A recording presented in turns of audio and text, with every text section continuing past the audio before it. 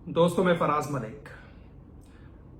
इस दुनिया के अंदर एक ऐसी घटना हुई है जिसको सुनने के बाद आप लोगों का ईमान भी ताजा हो जाएगा। पूरी दुनिया हैरान है लीबिया के अंदर जो कुछ हुआ है। जी हां, पूरी दुनिया हैरान है।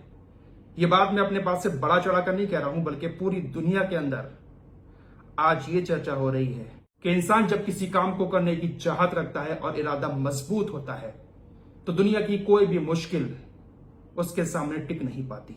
और इरादा अगर अल्लाह के घर जाने का हो और वो भी बहुत मजबूत वाला हो तो भला कोई मुश्किल कैसे रास्ता रोक सकती है। लीबिया के अंदर एक ऐसा वाकया हुआ है जिसको दुनिया मोजजा भी कह रही है, अल्लाह का मोजजा।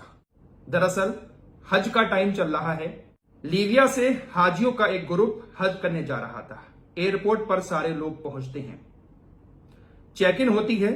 चेक इन के दौरान एक शख्स जिसका नाम अमीर अल महदी मंसूर अल गद्दाफी था, उसको रोक लिया जाता है। हाजियों का पूरा ग्रुप फ्लाइट में बैठ जाता है, लेकिन अमीर अल महदी मंसूर अल गद्दाफी को चेक इन काउंटर पर रोक लिया जाता है और बहुत ज्यादा इससे पूछताछ शुरू कर दी जाती है।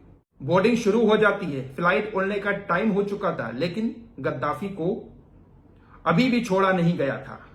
बहुत ज्यादा पूछताछ गद्दाफी से की जा रही थी।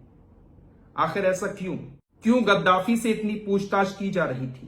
दरअसल इसके नाम के आखिर में जो सरनेम लगा हुआ है अमीर अल महदी मंसूर अल गद्दाफी, तो इस गद्दाफी सरनेम की वजह से इससे बहुत ज्यादा पूछताछ की जा रही थी और इसकी चेकिंग भी बहुत अलग तरीके से की जा रही थी। आखिर गद्दाफी नाम में ऐसा क्या है जो इसकी इतनी पूछताछ की जा रही थी? इसके बारे में भी आपको आगे जानकारी दूंगा।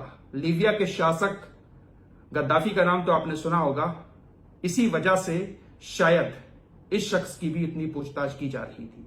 कहीं यह गद्दाफी खानदान का कोई वारिस तो नहीं है। काफी देर तक इस शख्स की अधिकारियों से बहस होती रही। बोर्डिंग का टाइम हो गया, बोर्डिंग होने के बाद फ्लाइट का वक्त भी हो गया और फ्लाइट एयरपोर्ट से उड़ गई। अमीर अल महदी मंसूर अल गद्दाफी का पूरा ग्रुप हज के लिए रवाना हो गया। फ्लाइट उड़ गई और ये एयरपोर्ट पर ही आंसू आंखों में लिए हुए बैठा रहा, अधिकारियों से बहस करता रहा। अचानक से अनाउंसमेंट होता है कि जो फ्लाइट अभी हज के लिए उड़ी थी उसमें कोई टेक्निकल इशू आ गया है, जिस वजह से दोबारा उस फ्लाइट को एयरपोर्ट पर उतारा जा रहा है। कुछ ही देर के बाद वो फ्लाइट दोबारा से उसी एयरपोर्ट पर लौट कर आ गई। गद्दाफी की उम्मीद फिर से जाग उठी।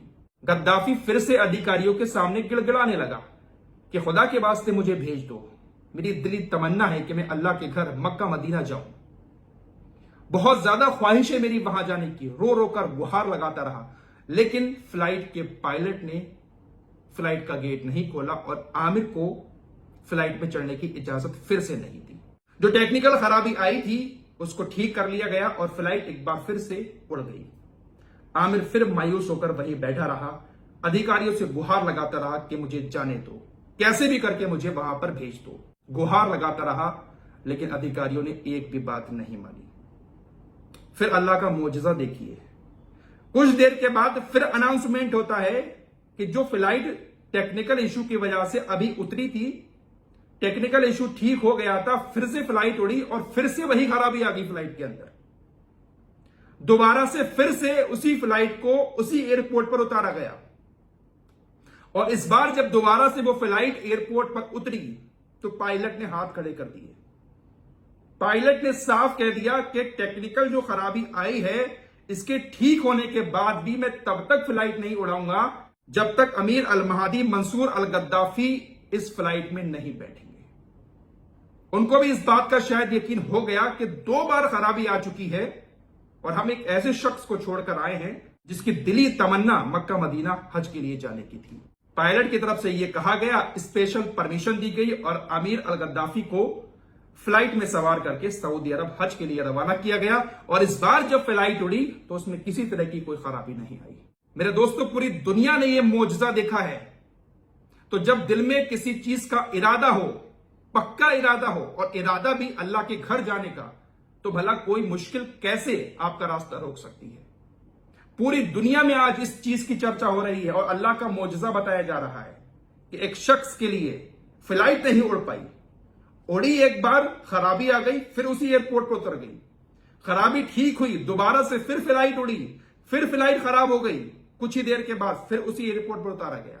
जब इस शख्स को फ्लाइट में बिठाकर हज के लिए रवाना किया गया तो फ्लाइट आराम से सऊदी अरब पहुंच गई। तो ये एक बड़ा मोजजा दुनिया के सामने दिखा। और यह खबर सिर्फ सोशल मीडिया की नहीं है, बल्कि पूरी दुनिया में इस खबर की चर्चा हो रही है कि एक हाजी के लिए फ्लाइट नहीं उड़ पाई, फ्लाइट में खराबी आई और अल्लाह का मोजजा लोग इसको बताने लगे। आखिर गद्दाफी की वजह से क्यों रोका गया? सरनेम गद्दाफी था तो आखिर इस शख्स को क्यों नहीं जाने दिया गया? आपको शायद हिस्ट्री मालूम होगी। लीबिया के एक शासक थे जनरल गद्दाफी। उनको आधी दुनिया तानाशाह कहती है, खूंखार सनकी तानाशाह, और कुछ लोग उनकी बहुत ज्यादा तारीफ भी करते हैं। गद्दाफी को लेकर दुनिया दो भागों में बटी हुई है। कुछ लोग उनको सद्दाम हुसैन की तरह बताते हैं और कुछ लोग अमेरिका और इजराइल जैसे देश उनको सनकी तानाशाह कहते हैं और दुश्मन मानते हैं। आइए थोड़ा सा गद्दाफी के बारे में भी आपको बता देता हूं। जनरल गद्दाफी ने 1 सितंबर 1969 को लीबिया की सरकार का तख्ता पलट कर दिया और तब से लेके 2011 तक लीबिया के शासक बनकर रहे। 1 सितंबर 1969 को जनरल गद्दाफी ने विद्रोहियों के साथ मिलकर राजा इदरीस की सत्ता पर कब्जा कर लिया और 7 दिन के बाद इस बात का ऐलान किया था कि तख्ता पलट हो चुका है और अपने आप को सेना का प्रमुख बनाकर देश का शासक मान लिया। तब से गद्दाफी को जनरल गद्दाफी कहा जाने लगा। इनका पूरा नाम मुअम्मर अल गद्दाफी था, लेकिन अपने आप को ये कर्नल गद्दाफी कहने लगे थे। जैसे ही इन्होंने लीबिया की कमान संभाली, इन्होंने लीबिया का नक्शा बदलना शुरू कर दिया। उस वक्त ब्रिटिश और अमेरिकी शासन भी लीबिया के अंदर सरकारों के लिए काम करते थे। जैसे अभी भी कई देशों में अमेरिका की पकड़ है, तो ब्रिटिश शासन तो ज्यादातर हर देश के अंदर रहा है। तो जैसे ही गद्दाफी ने लीबिया की कमान संभाली, ब्रिटिश और अमेरिकी शासन को वहां से खत्म कर दिया। जिस तरीके से अफगानिस्तान से भी तालिबान के आने के बाद अमेरिकी शासन खत्म हुआ, गद्दाफी ने अपने देश के अंदर ग्रेगोरियन कैलेंडर को बदलकर इस्लामिक कैलेंडर कर दिया। शराब की बिक्री पर पूरी तरीके से लीबिया के अंदर पाबंदी लगा दी गई। जो यहूदी वहां पर थे उनको देश से बाहर निकाल दिया गया। कर्नल गद्दाफी लीबिया के शासक बन गए थे, लेकिन उनके जो विद्रोही थे वो हमेशा उनकी सरकार को कब्जाने की कोशिश कर रहे थे, जिसके बाद कर्नल गद्दाफी ने अपने सभी विद्रोहियों को मरवाना शुरू कर दिया। ऐसा कहा जाता है कि जो भी उनके खिलाफ विद्रोह करता था वो उनको मरवा दिया करते थे। अपने विरोधियों को चुन चुन कर उन्होंने मरवा दिया। गद्दाफी जब इस तरीके से अपने देश के अंदर नियम कानून लागू करने लगे, उन्होंने बहुत सारे बदलाव कर दिए, तो अमेरिका जैसे देशों की नजर में वो दुश्मन बन गए। उनको सनकी तानाशाह कहा जाने लगा। कर्नल गद्दाफी ने दुनिया भर के कई सारे देशों की सरकारों पर भी प्रतिबंध लगा दिया था, जिसकी वजह से गद्दाफी दुनिया के कई सारे देशों की नजर में खटकने लगे थे। जिस तरीके से सद्दाम हुसैन कई सारे देशों की नजर में खटक रहे थे, खासकर अमेरिका की, उसी तरीके से गद्दाफी भी अमेरिका की नजर में दुश्मन बनने लगे। 1986 के अंदर वेस्ट बर्लिन में एक डांस क्लब में बमबारी हुई थी। उस बमबारी में लीबिया का नाम आया, जिसके बाद उस वक्त के अमेरिका के राष्ट्रपति रोनाल्ड रीगन ने कार्रवाई करने के आदेश दे दिए और लीबिया के अंदर गद्दाफी के घर पर हमला करवा दिया। जब अमेरिका गद्दाफी के खिलाफ हो गया, तो गद्दाफी के खिलाफ लीबिया के अंदर जो विद्रोही संगठन थे, उन संगठनों का साथ नाटो देने लगा। नाटो ने फिर लीबिया के ऊपर हमले शुरू कर दिए और उन हमलों में गद्दाफी का बेटा मारा गया। जब पूरा नाटो कर्नल गद्दाफी के खिलाफ हो गया और कर्नल गद्दाफी के दुश्मनों का साथ देने लगा लीबिया के अंदर, तो सन 2011 में 42 साल के बाद कर्नल गद्दाफी के शासन का अंत हो गया।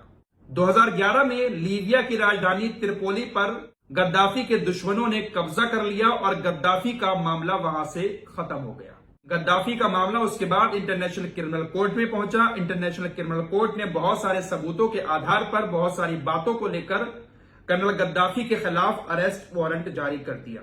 फिलहाल लीबिया के अंदर गद्दाफी का शासन 42 साल तक रहा। 20 अक्टूबर 2011 को गद्दाफी को उसके घर पर मार दिया गया। हालांकि कैसे हुई गद्दाफी की मौत, ये बात अभी भी सवाल बनी हुई है, लेकिन ऐसा कहा जाता है कि नाटो ने जो हमले किए थे, उन हमलों में ही गद्दाफी की मौत हुई है। लेकिन पूरी तरीके से यह बात साफ नहीं हो पाई है अभी तक कि गद्दाफी कैसे मारा गया। गद्दाफी को आधी दुनिया सनकी तानाशाह कहती है, लेकिन आधी दुनिया गद्दाफी के कामों की तारीफ भी करती है। तारीफ किन कामों की करती है वो भी सुनिएगा। कर्नल गद्दाफी को खूंखार तो कहा जाता था, लेकिन कर्नल गद्दाफी अपनी जनता से बहुत ज्यादा प्यार करता था। लीबिया की सत्ता संभालने के फौरन बाद उन्होंने पूरे देश के लिए बिजली के बिल माफ कर दिए और पूरे देश में जब तक वो रहे फ्री बिजली लोग इस्तेमाल करते रहे। एक भी रुपया उनको बिजली का नहीं देना पड़ता था। कर्नल गद्दाफी ने अपने शासन में एक बात की कसम भी खाई थी कि जब तक वो अपने देश के हर एक नागरिक को अपना घर नहीं दे देंगे तब तक उनको सुकून नहीं मिलेगा और तब तक वो अपने मां बाप के लिए भी घर नहीं बनाएंगे। कर्नल गद्दाफी ने अपना ही एक बैंक लीबिया के अंदर खोल लिया था और उस बैंक की एक खासियत यह थी कि उस बैंक से लीबिया का कोई भी शख्स अगर लोन लेता था किसी कारोबार करने के लिए तो उसको ब्याज नहीं देना पड़ता था। गद्दाफी की बैंक से जितना लोन लिया है उस लोन की जो रकम है वो वापस करनी होती थी। किसी तरह का कोई ब्याज गद्दाफी अपनी बैंक में नहीं लेता था।